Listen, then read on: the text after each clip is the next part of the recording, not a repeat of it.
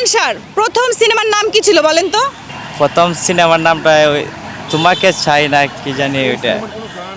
ওই সিনেমার কোনো গান গাইতে পারবেন? এখন যে গানটা বললো এটাই তো এই সিনেমার গান। না না না, অন্য নায়িকা ছিল, এইটুকু আমি কিন্তু বলে দিচ্ছি। নায়িকা সেই নায়িকার নাম ছিল মৌসুমী। মৌসুমী। কয় টাকা পাইছেন? 400 টাকা। যাক ভাই, 400 টাকা পাইছে। গেমটা যদি এখন আমরা শেষ করি মন খারাপ হবে? না না, মন খারাপ হবে না আচ্ছা ঠিক আছে, তাহলে গেমটা আমরা শেষ করতেছি, কিন্তু আমার জন্য একটা কদবেল বানান। ইনশাল্লাহ। ঠিক আছে, আর একটা গান শোনান। গানটা আসিফের বলি। হ্যাঁ, আস্তে করে বলেন। ও পিয়া তুমি কোথায়, বুকে জমানো ব্যথা কান্নার রোনা জলে।